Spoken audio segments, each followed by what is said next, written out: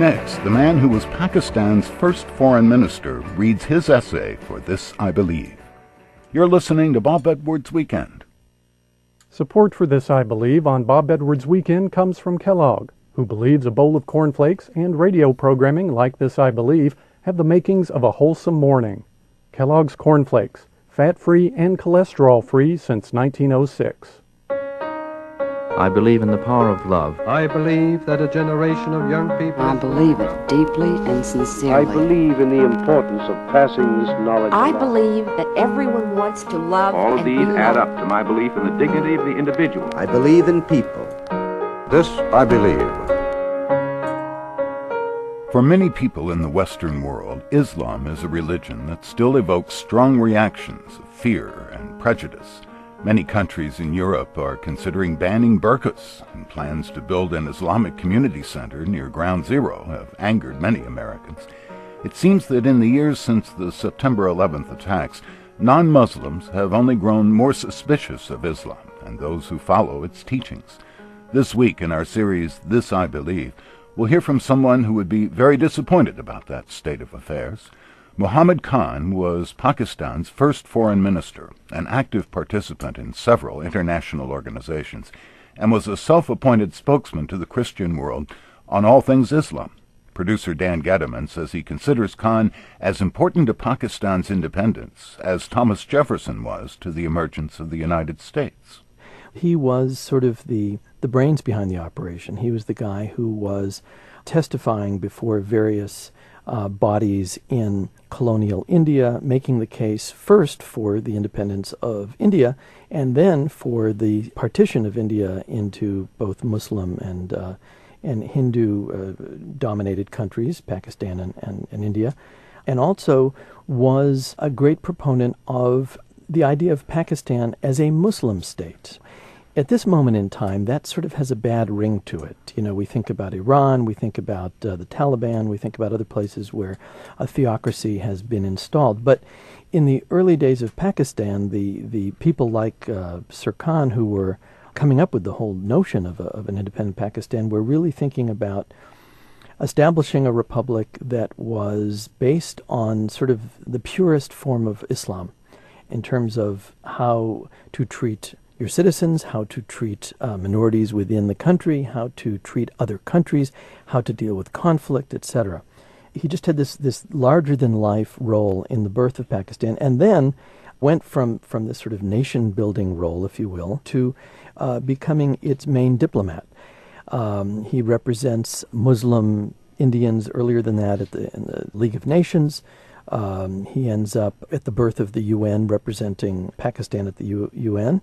And then he moves from being a diplomat to a jurist. I should mention that he was a lawyer, and a very skilled lawyer. And he becomes a judge at The Hague, a post he held until 1961.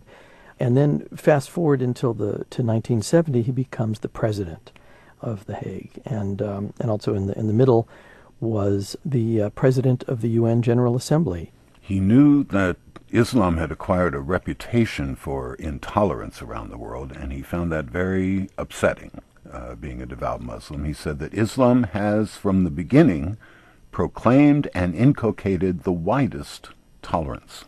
He considered himself, above all, more than a diplomat, more than a lawyer, more than a jurist, a good Muslim.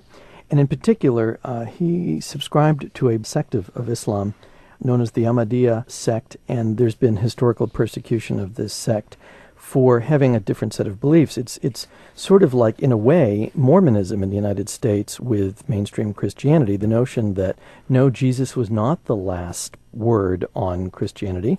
And so I think that's a pretty good analogy to this Ahmadiyya sect, that they believed that their founder had some additional illumination about how Islam should be practiced.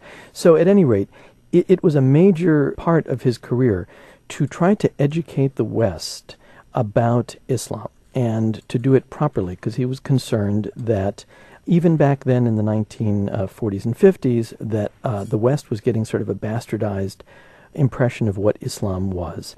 Well, let's hear the essay of Muhammad Khan. Islam means peace through submission to the will of God. I am a Muslim. that is, one who believes in Islam and hence submits himself to the will of God. I believe that all things proceed from God and depend upon Him for support and sustenance. I believe He needs no support. He neither begets nor is begotten. He has no partner and no equal. I believe in God's angels as the agency through which He communicates with His creatures. And I believe that from time to time, revelations from God have been delivered for the guidance of mankind. I believe in all of God's prophets, Noah, Abraham, Moses, Jesus, Buddha, Krishna, and that the Holy Prophet Muhammad, on whom be peace, was the last law-bearing prophet. I believe Jesus did not die upon the cross, but was taken down from the cross and revived. Thereafter, he journeyed eastward, preaching to the scattered tribes of Israel, and died in Kashmir, where his tomb is still preserved in Srinagar. I believe that subordinate prophets will continue to arise in Islam when mankind strays from the path of righteousness and needs divine revelation. It is necessary that, as the pattern of human life develops, mankind should have a living example set before them of a life utterly pure and devoted to the service of God and man. I believe in the resurrection of the soul and the life after death. I believe that the object of man's existence is to seek union with God through the cultivation of divine attributes in himself. I believe that man has been endowed for this purpose with appropriate capacities and faculties. The right and proper use of these capacities and faculties promotes beneficent development and leads to the state known as salvation. I believe in the brotherhood and equality of man. I recognize no division or privilege based on race, color, family, or wealth. The only badge of honor and nobility that I recognize is the purity and righteousness of a man's life. My life is guided by this faith and by the following rules. Whenever I feel lonely, weary, or discouraged, I must turn towards God for companionship, comfort, and help. He is ever near and will not fail me. I must make my heart His shrine and temple, and let Him ever dwell in it in sweet guardianship and companionship. I must stand up for truth, righteousness, fair dealing, and justice. I must stand with God, though I may have to stand against the whole world. And I believe the love and fear of God are the sum of all wisdom. Muhammad Khan, for This I Believe. We've heard several essays from devout Christians. This is the first from a devout Muslim, and I was astonished at this one little paragraph here that seems almost gratuitous. He says, I believe Jesus did not die upon the cross, but was taken down from the cross and revived. This is a central belief to the Ahmadiyya sect of Islam. There is a tomb in Kashmir of this prophet who they call Yuz Asaf, who his sect believes is Jesus, although mainstream Muslims believe that he is simply a secondary prophet from the first century of what we would call the first century AD. But they believe that this was the historical Jesus who actually did not die but was revived and was whisked out of occupied, Roman territory and brought to India, where he lived out his life into old age and became a great sage, a great prophet, and then died and was buried and is entombed to this day in Kashmir. Well, I wonder how this went over with the listeners of CBS radio in the 1950s. Well, the great thing about Sir Khan and his sect is that they single-handedly are sort of apostates of several major religions, But this is indeed part of their credo.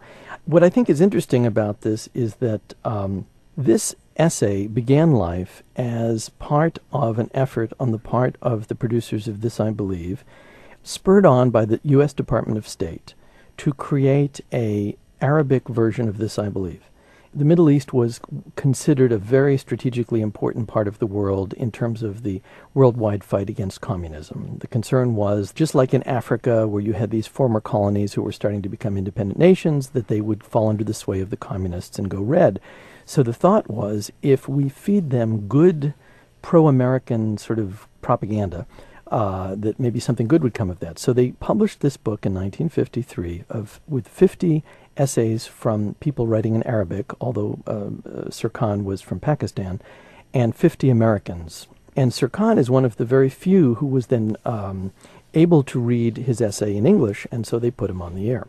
They probably, if he had been Christian or Jewish perhaps, and he had spent half of his essay sort of repeating kind of the credo, the official credo of his religious sect, they probably would have put the kibosh on that. And as a matter of fact, that was something that they pointedly went out of their way not to do. The whole point of this, I believe, was to do something beyond reciting the credo of your faith. Muhammad Khan, the first foreign minister of Pakistan. Who do we have?